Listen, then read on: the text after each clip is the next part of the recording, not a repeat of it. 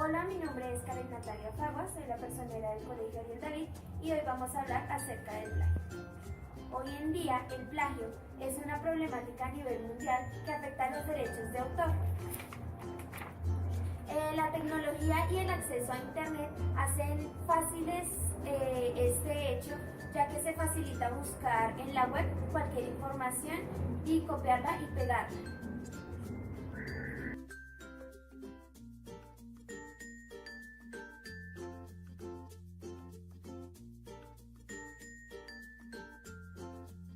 Se puede cometer plagio tanto de forma deliberada, es decir, con toda la intención, o de manera inconsciente, como me pasó a mí, por descuido, olvido o descuido a la hora de elaborar un trabajo. Tal y como me pasó a mí, solo el hecho de citar algo que copiaste de internet, por más pequeño que sea, ocasionalmente puede provocar problemas. Por eso mira atentamente las clases de plagio que existen.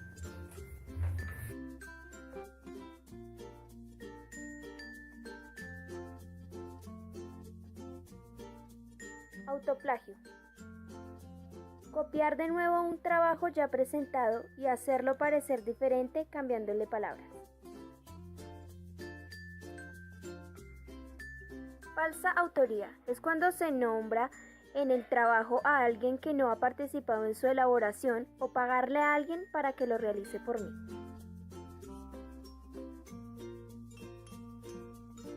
Robo de material. Es uno de los más fuertes, ya que es copiar sin autorización algún material que pertenece a otra persona.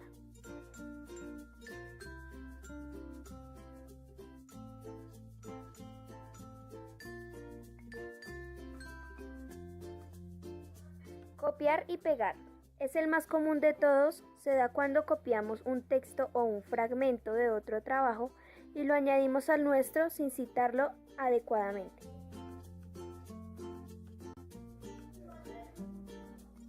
Parafraseo inapropiado, cuando se intercambian palabras pero se sigue el estilo de la fuente. Referencia perdida, cuando no citamos o referenciamos la información. Referencia falsa, es dar una referencia falsa o que no corresponde a la fuente original. Robo de ideas. Cuando se presenta la idea que otro tuvo como propia, se debe aclarar de quién es la idea y contribución que se hace a la misma.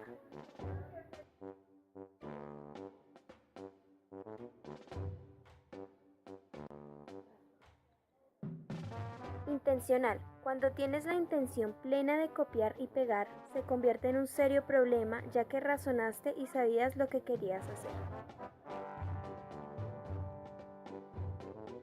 Accidental.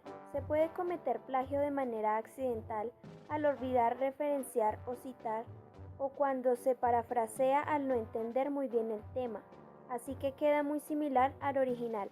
Aún así debemos referenciar.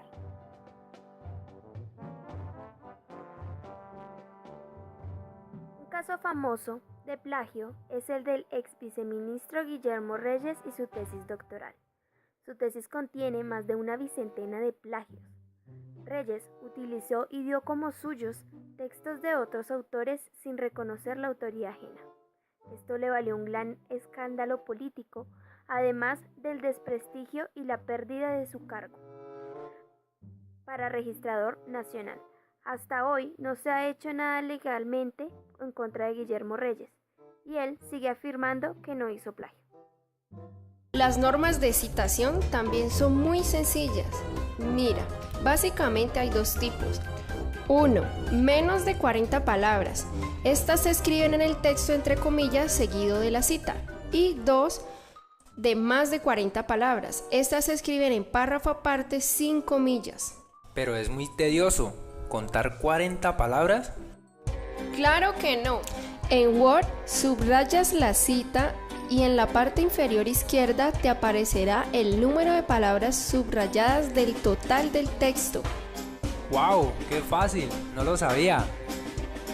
También debemos tener en cuenta a la hora de citar que la citación básica dentro del texto es autor y año de publicación. Si se quiere hacer énfasis en una palabra de la cita, la colocas en cursiva. ¿Y si interrumpo la cita con un comentario propio? Fácil, lo encierras en corchetes. Ah, ¿y si omito algunas palabras y continúo la misma cita? Colocas 3 puntos suspensivos entre paréntesis y continúas, pero eso sí, al terminar la cita nunca se colocan puntos suspensivos. Ahora cuéntame sobre los tipos de citación. Si la cita va dentro del texto, colocamos el nombre del autor y la fecha en paréntesis, y fuera de él, tanto el nombre como la fecha irán en paréntesis. Cuando son 2 autores, siempre los vamos a citar a ambos, pero cuando sean 3 autores en adelante, Ah, esa me la sé. La primera vez los cito a todos y si necesito citarlos después, escribo el autor principal seguido de et al para abreviar. muy bien. Cuando son citas de grupos de autores, como por ejemplo corporaciones o instituciones gubernamentales, en la primera cita pondremos el nombre completo y para las siguientes solo la abreviatura. Cuando la cita no tiene autor, se referencia por el nombre del artículo u exposición. ¿Las comunicaciones personales sirven como referencia? Sirven como citas, pero no las puedes referenciar al no poderse recuperar la información. Recuerda también citar el parafraseo para evitar el plagio e indica que estás parafraseando al autor.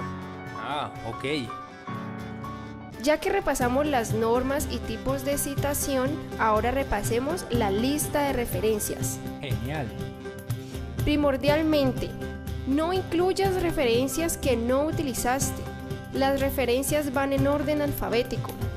Debes mantener actualizadas las referencias.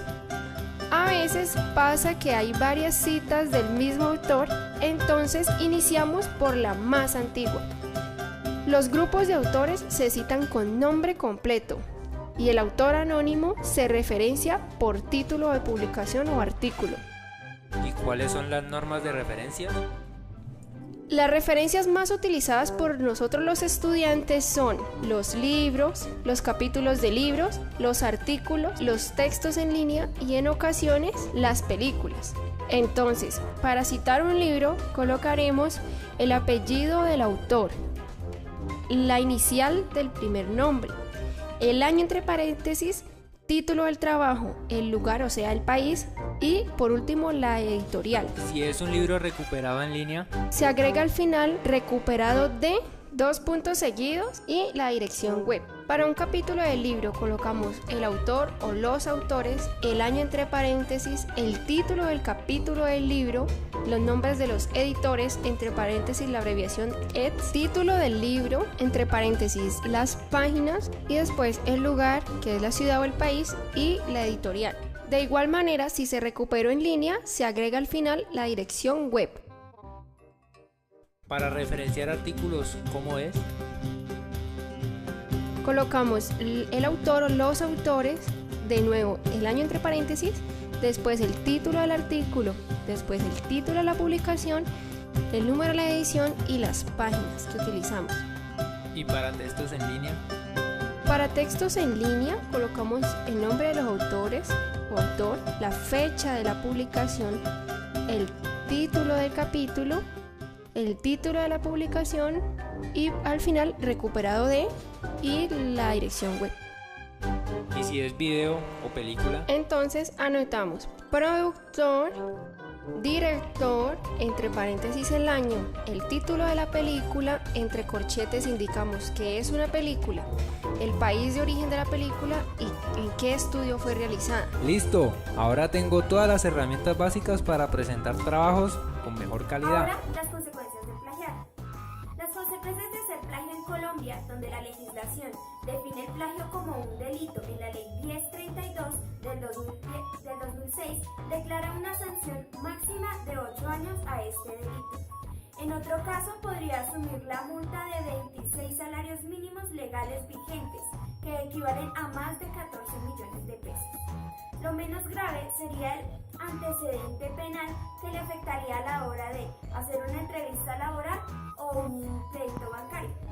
Aunque para mí lo más grave es el daño al prestigio de la persona o profesional que se ha plagiado. Bueno chicos, espero que hayan entendido un poco más acerca del plagio y estén más atentos a la hora de realizar un trabajo.